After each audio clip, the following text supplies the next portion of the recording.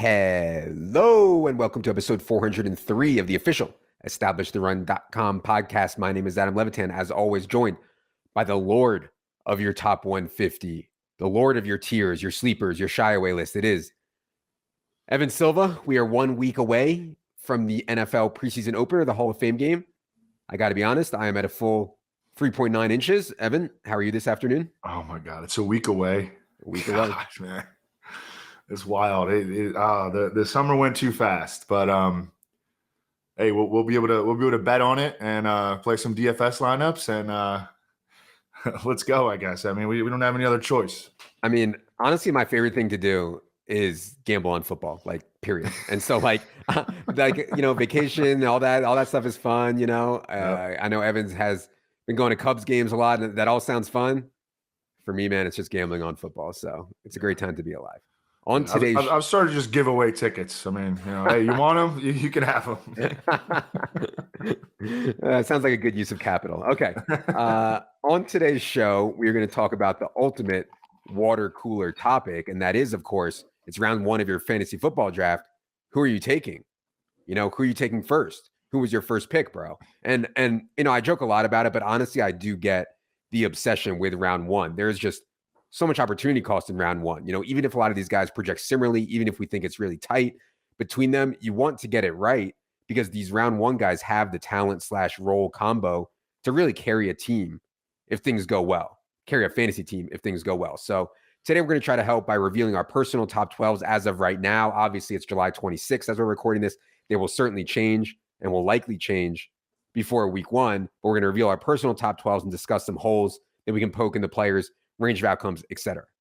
Before we get into it, note this podcast is brought to you by UnderdogFantasy.com. They have an absurd $2 million to first, $1 million to second fantasy tournament, best ball running right now. If you use promo code ETR when you sign up, they will match your first deposit up to $100. It's really great practice for your home league.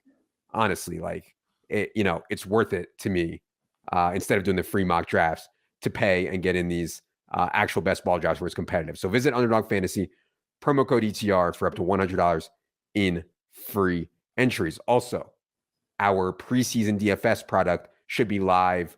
It's either live now as you're listening to this, or it will be live very, very soon. Myself, Cody, Galen, a bunch of other people in there helping us grind for all 32 team depth charts, injuries, etc. And we're going to have projections for all the players also if you want to use an optimizer. So yeah, exciting times, preseason DFS, God's game, if you will. All right. Let's get into it here.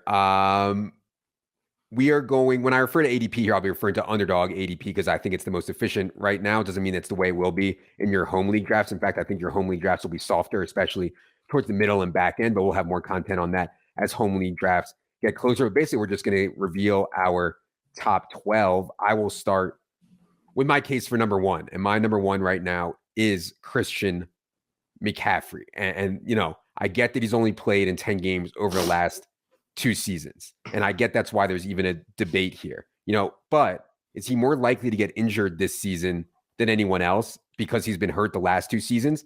There's data on this and the answer is yes, but it's not black and white yes. A lot depends on age. McCaffrey's only 26, the types of injuries that he's had and the recovery time that he's had. And again, I think all that is in CMC's favor. Again, he's only 26 years old. The injuries he's had over the last couple of years are like relatively minor things: ankle, shoulder, hamstring, the other ankle, nothing like an Achilles or an ACL or a Liz Frank. And so I like to draft as if I'm right. I'm going for first place. I'm not wearing any condoms when I draft. And there's just no humanly way possible you cannot say that CMC is number one overall pick if you project him for anywhere near 15, 16, 17 games. I mean, even last year, 27 DraftKings points in week 1, 25 in week 2. The injuries set in, but then he returns in weeks 10 and 11, 26 DraftKings points, 25 DraftKings points. I mean, it's absolutely absurd. When he was healthy for a full season in 2019, Christian McCaffrey finished 120 points clear of any other running back. And that was with Teddy Bridgewater and Kyle Allen and late career Cam. I think Baker's better than all those guys. And so, I get the injury concerns. If you're uncomfortable with it, I'm fine with you passing on him. I won't be passing. I'll be taking Christian McCaffrey first. Evan, go ahead with your number one overall pick in your top 12. Yeah, and Baker Mayfield adds at least a level of stability to the offense that Sam Darnold certainly would not have. And so I think that Christian McCaffrey benefits from that. I've shuffled my top 4 around. I think that there's a clear, well, I don't know about super clear, but somewhat clear top tier when it comes to the number 1 overall pick in 2022 fantasy drafts.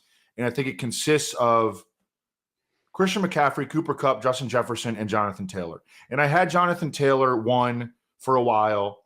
And I thought about putting Cooper Kupp in there. I think you can make a really good argument for Justin Jefferson up there. But I settled on Christian McCaffrey in part because of the position scarcity at running back, but mostly because every single week that Christian McCaffrey plays, he is the favorite to finish as the overall RB1 in any PPR scoring format.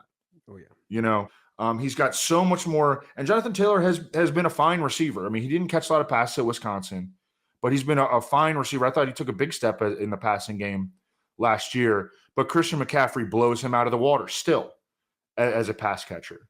The offensive line has gotten a little bit better in Carolina. I mean, Matt Rule's out here, you know, he wants to establish it. I mean, so the touches are going to come fast and furious for Christian McCaffrey, and I've got him as my 1.01 overall as well. All right, good. Let's go to number 2. My number 2 is Cooper Kupp. Obviously, there will be some regression when you have a historic season like Cooper Kupp just had, 145 catches, 1947 yards, 16 touchdowns. I mean, just outrageous. But I don't think this was any kind of fluke whatsoever. The role Cooper Kupp has with a quarterback like Matthew Stafford, who makes fantasy wide receiver dreams come true. I mean, remember before Kupp, it was Calvin Johnson. And before that, it was, or after that, it was Kenny Galladay. I mean, that's who Stafford was helping get to fantasy superstardom. The floor on Cooper Kupp is just outrageous in that slot plus role. And so if you want to say, hey, I want my first round pick to be safe, to me, the wide receiver plays are safer than the running back ones. The injury rates are less at wide receiver. The players are not as replaceable. They don't come off the field on third downs, a la Jonathan Taylor or Joe Mixon. You know, safety to me is Cooper Kupp catching 7 balls every week. And it's hard for me to see scenarios where Cooper Kupp doesn't catch 7+ balls every week again this season. So number 2 overall for me is Cooper Kupp. Evan, who do you have at number 2? Yeah, Cooper Kupp. Oh, baby. I mean, that was their first season together too, by the way. You know, that was Stafford and Cooper Kupp's first season together, and he went for almost 2,000 yards, 145 catches, and 16 TDs. And, you know, one of the cases that I've kind of made for, you know, in favor of Allen Robinson being a good pick this year is that there really isn't very much target competition for these guys with the Rams. I mean, we're talking about Tutu Atwell, who gets blown away during games as the potential number 3 receiver. Crazy. You know, they don't throw. I mean, Matthew Stafford is an aggressive downfield passer. What really stood out to me in their first season together wasn't just the statistics, although they were eye-popping. It was how Matthew Stafford helped Cooper Kupp become like an intermediate to deep threat in their first year together. You know, I mean, before he was just a really good slot receiver with Jared Goff, like really good. But I mean, he became like a 3-level threat in their first season together. And I don't see any reason to believe that that's going to slow down. Number 3 for me is Justin Jefferson. And we've talked about this plenty already on pods this week. But when you remove Mike Zimmer and the Boomer staff, you bring in Kevin O'Connell from this Rams forward-thinking McVay staff, we can project a bump in pass rate over expectation, which is obviously good for Justin Jefferson. I think we can also expect more 3 wide receiver sets, which isn't as good for Jeff, but note that Adam Thielen will turn 32 in August, and he's really declining in most advanced metrics. Jefferson, of course, is still ascending, which is insane because in his first 2 NFL seasons, he has 196 catches and 3,016 yards. I mean, he's now entering what I would consider his prime at age 23 with the quarterback he has chemistry with and with this more modern pass-centric scheme. And so I know a lot of people are going to say, hey, we need safety of running back here, but I think Kupp and Jeff are just really, really, and even safer than running back, as I already mentioned. So Jeff is number 3 for me. Evan, who do you have at 3? He's also number 3 for me.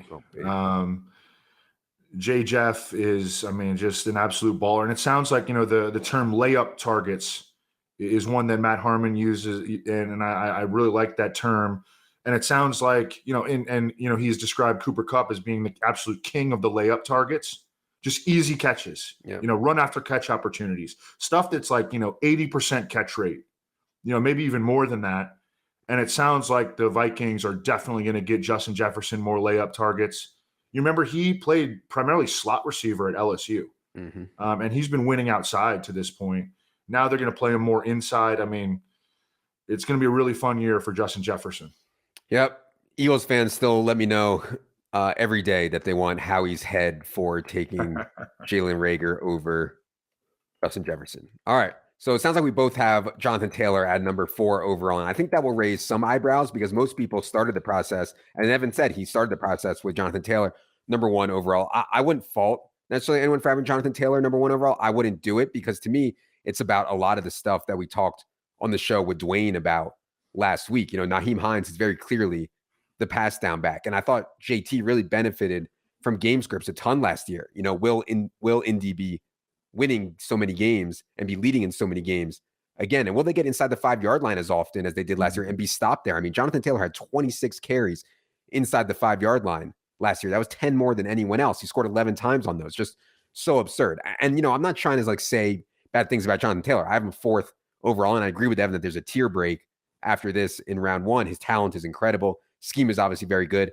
but I just prefer the other 3 guys ahead of him from a role perspective. Anything to add there on JT, Evan? I really don't. He scored 28 TDs in his last 23 games, took a step forward, I think, as a receiving back. Last year, they used him in more receiving-oriented situations. Now they're kind of talking up Nyheim Hines. They've still got a good offensive line, but they've got question marks at left tackle and at right guard. They've got position battles there, and so there's not a lot of not as much clarity up front for Jonathan Taylor. And Jonathan Taylor, part of his success has been the offensive line's ability to get him onto the second level, where he's just, he can bust long runs, as he often did at Wisconsin, and he often has over the past year and a half. But there are just enough question marks and just enough role limitations here for Jonathan Taylor to round out the tier as opposed to lead it. All right. So I'd rather have a top 4 pick, I think. But if I get into this 5, 6, 7 range, I'm actually okay with it. 5, I have number 5 overall in my rankings. I have Austin Eckler. And yes, I think Isaiah Spiller will play plenty. But when we think about the archetype of running back I want to draft, it is Eckler. He had 25 carries from inside the 10-yard line last year, tied for 6th most in the league, and another 12 carries from inside the 5-yard line. That was tied for 7th most. And then he also had 94 targets for a 14% share. I mean, just absolutely massive. So given Justin Herbert, I think natural ability and Brandon Staley's aggression and just how much talent they have on this team, I don't see much reason for Eckler to do significantly worse this year, maybe worse in touchdown rate. But other than that, I think it's really likely that Austin Eckler will do what he did last season. The risk, of course, is that they use Spiller more on pass down, but that's really hard for me to see. And so Austin Eckler, I feel good about him at 5 overall. Who do you have 5th, Evan? Yeah, I think that, as we mentioned, there's a little bit of a teardrop here. And I think that there are, you could go pretty deep. You could go 5, 6 players to be like the second, to be in the second tier. But I also have Austin Eckler out in front. 22 touchdowns over his last 18 games. Average, he averaged almost 4.5 catches per game last year. The offense is bankable. And I think the trajectory of the offense is even arguably still on the rise. Yeah. I really like the complexion of their offensive line as well. Tom Telesco has done a great job building that up. I think he's a high floor, high upside pick, and that's what we're trying to get really with all of our draft selections. Yeah, Chargers honestly, man, might have on both sides of the ball, lines, pass rush, offensive line, they might have the most talent top to bottom in the entire league. They're just so loaded. It's crazy. Okay. Our first 5 picks, we all have same. We are going to start to disagree here a little bit, or at least differentiate. At number 6 overall, I have Jamar Chase. I'll forever remember Jamar Chase's rookie year. We were super high on him. We didn't back off because of the training camp drops nonsense. I had my biggest DFS score ever with a Burrow Chase stack. I just love the guy. The only reason I don't have Jamar Chase in that Cup JJF tier is target competition and kind of easy targets like Evan already talked about. And I think there's some risk that Cincinnati continues to play slow. I mean, from a target competition standpoint, T. Higgins and Tyler Boyd are both very, very good. And then last year, since he was 24th in plays per game. Now, I think they'll improve on that because they'll unleash Burrow more. He's healthier now. They have an improved offensive line, but it's not a lock that they'll play faster. And so to me, Jamar Chase is a tier below, but I do have him above Steph Diggs, Dalvin Cook, some of these other guys, Devontae Adams, some of these other guys that I think people consider taking at 6th overall. 6th for me is Jamar Chase. Evan, I think you have someone else here, so go ahead with your 6th. Yep, Dalvin Cook at number 6. And, I understand people are getting tired of the injuries. But if you look at his underlying metrics, and you can find them in the Vikings team preview, which is posted at establishedrun.com, Dalvin Cook is still really, really good at football. I like the fact that the Vikings are going to throw more this year because Football Outsiders has shown that a running back's injury risk is greater with more carries. And so they've always encouraged, teams to throw the football more to running backs, get them out in space where they can, try to make people miss, and then have to, bang between, find themselves in massive pileups between a bunch of 300-pound guys between the tackles. Still really good. I think the Vikings are going to score a lot of points this year as well. Mm-hmm. And he can benefit from that. I do like Alexander Mattison as a late pick. Alexander Mattison can play. Oh. And I think that he may have a bigger role this year. But I think that Dalvin Cook is going to get just plenty of touches in a high scoring offense, and he's still really good. And I'm surprised that his ADP is really it's around 11 right now. I have him at number 6. Okay. Yeah, I'll talk more about Dalvin Cook when I get to him in my rankings. I think kind of the difference here is that I like to lean for a bit more safety. And again, I consider wide receiver safety. So I have Jamar Chase 6. I have Steph Diggs at 7th overall. Steph Diggs had 103 catches, 1,225 yards, 10 touchdowns last season, and still was kind of a disappointment relative to his role. His role was unbelievable on an unbelievable passing offense.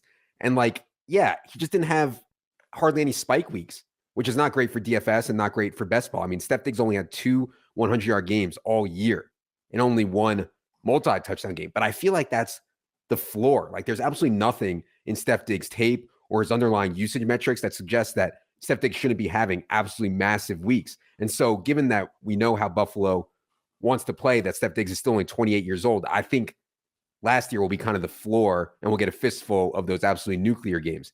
The issue is really price for me on Steph Diggs. I think in the past, because fantasy football was more sophisticated, before fantasy football was more sophisticated, guys who had kind of meh years at the wide receiver position, wouldn't be going 8th overall like Steph Diggs is currently going on Underdog. So we're certainly not getting a discount, but I do have Steph Diggs at 7th overall. I think the market is correct on continuing to stay high on him. Evan, who do you have at 7th overall? Mike Evans, number 7 overall. Baby. Yeah. I think Mike Evans is a Hall of Fame player, and I think that this is going to be the year where everybody just starts to kind of sign off on that because that buzz hasn't really started to creep up. But you look at the severely reduced target competition in Tampa Bay. He's got 20 touchdown upside this year with no Gronk. Chris Godwin, very questionable for week 1, although there have been more positive reports about Chris Godwin lately. And I was talking about Leone actually this morning about Chris Godwin and how it might be time to start moving him up because we want to start drafting him. But this is a Mike Evans year, man. 27 touchdowns over his last 2 seasons. Dude was born. He was put on this planet to score touchdowns. I'm old enough to remember when Mike Evans was a creation of Johnny Manziel. Mm-hmm. I think that time has shown that it was the other way around. Tom Brady and Mike Evans really riffed in their first season together, and I only expect it to grow from here. This dude is, he's got to be the odds-on favorite to lead the NFL in receiving touchdowns this year. Yeah, I don't have Mike Evans in my top 12 at all, and I think I considered him at 12th overall, 13, 14 range, I think is more than fine. I guess I'm not exactly sure why. I guess it's because I can't really get my head around Mike Evans being a load-bearing wide out where he runs a lot of gets a lot of easy passes. I just always picture him contested down the field, but you certainly make a lot of great points about scoring touchdowns in the target competition. And, Tom Brady didn't come back to hand the ball off a bunch of times. They're still going to be among the league leaders in pass rate over expectation, I think. So it's certainly hot, but I dig it. Well, I'll tell you what, and this is a good reminder that if you're trying to use the top 150 to draft, you do need to pay attention to ADP. Yep. You don't need to take Mike Evans in the first round, because you know what? You could get him every time in the second round. Until this podcast comes out. Right. Okay. Number 8 for me is Dalvin Cook. Evan already gave his take on Dalvin Cook. I would just add that, man, I know he's been banged up. He's missed at least 2 games and parts of others every single year of his career. But when he plays, I mean, he can carry a workload, like 21, 22 carries and 4 targets. You can just like bank it. I think the downside on Dalvin Cook is, as Evan mentioned, it's a new staff, and maybe they think that we don't want to play Dalvin Cook at the same rate, give him the same snaps as the previous regime gave him. And we know that Alexander Madison is good. So I think there's some fragility there in coaching change. But man, I still have him 8th overall. I'm still fine betting on talent and role with Dalvin Cook. I just don't have him as high as Evan due to the fragility in the coaching change. That's pretty much it. But yeah, who do you have at 8th overall, Evan? Travis Kelce. And, I have to admit that it's possible that some bias seeps in. I like to talk about potential biases rather than pretend that they don't exist.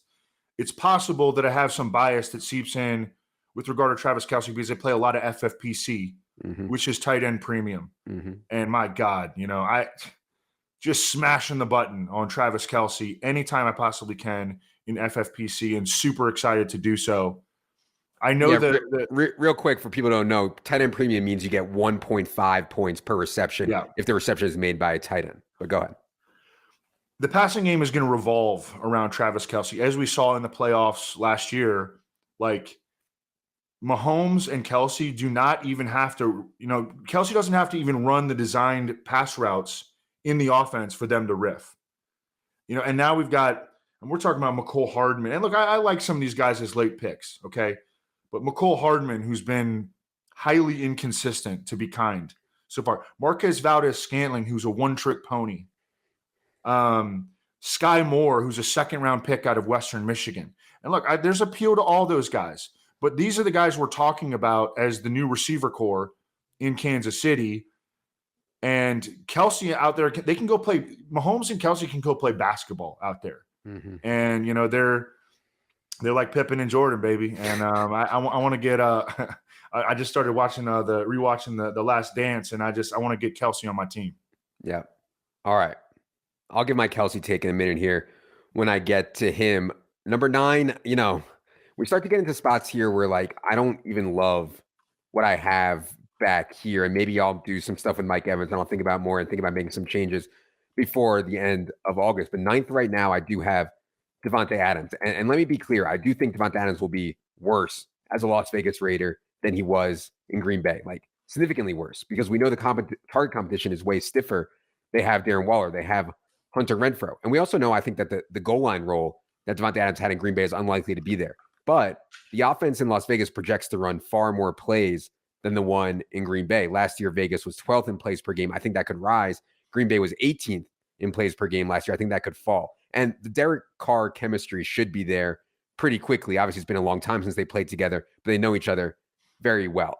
But really, it's just Davante Adams' talent, man. I mean, he just appears to be unstoppable in one-on-one coverage in terms of getting open. And so I think the floor is pretty high on Davante Adams. I think the touchdown ceiling is lower than it's been in the past. The yardage ceiling is lower than it's been in the past, but I'm fine with the safety of Davante Adams in the back end of round 1. I'm certainly not like running to the podium to turn the card in, though. That's for sure, for a lot of the reasons that we've talked about and I mentioned here. But yeah, I do have 9th right now.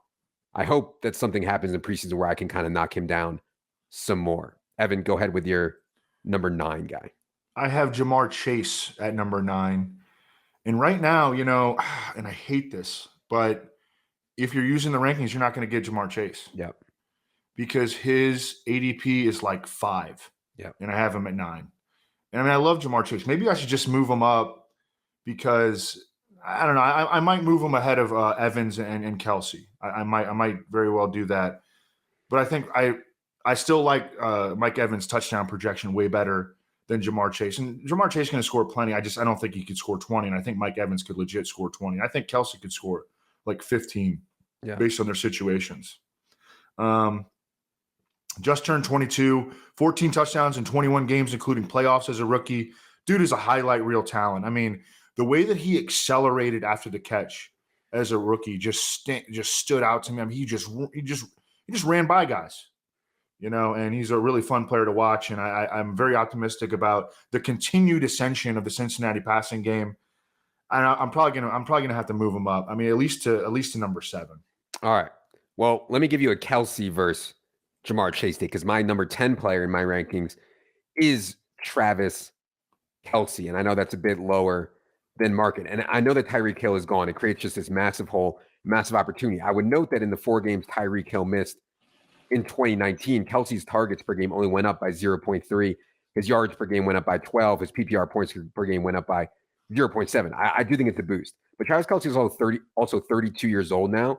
We saw his yards per route run start to decline over the last couple of years. He had 6 games last year, Travis Kelsey did, with 34 or fewer receiving yards. 6 times 34 or fewer receiving yards. That's a little bit scary to me. So I do think there's some risk here. I think there's more risk in Travis Kelsey kind of falling off a cliff than maybe Evan does or other people do.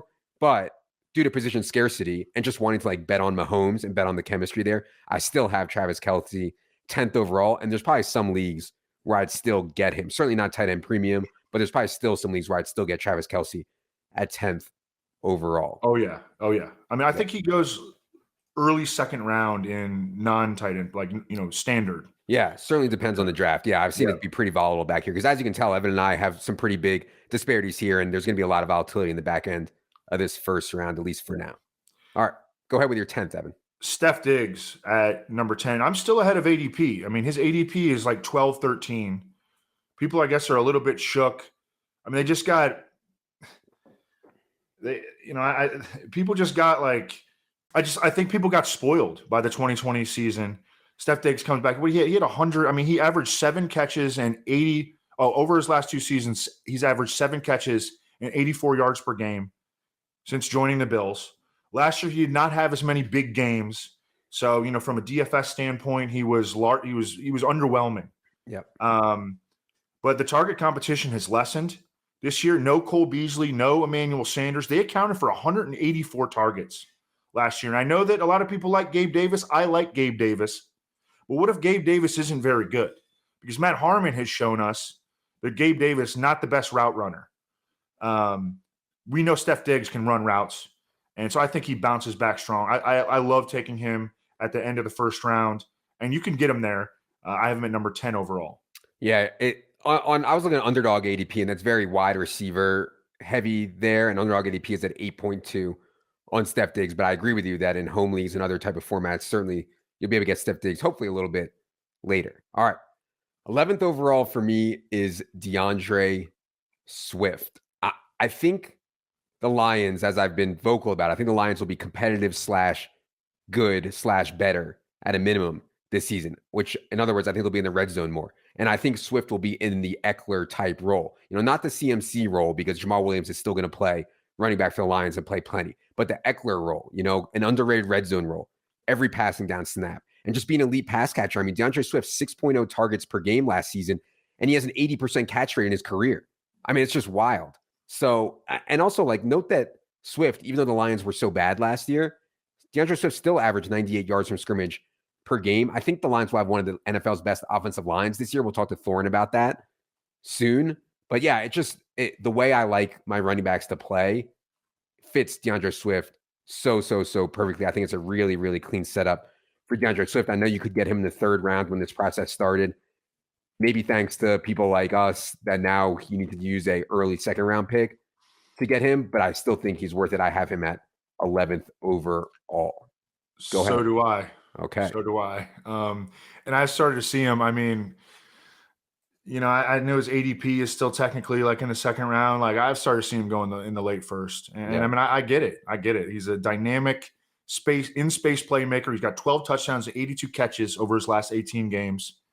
I mean, I think he's got a lot of room for growth. I mean, I think he's got growth potential this year.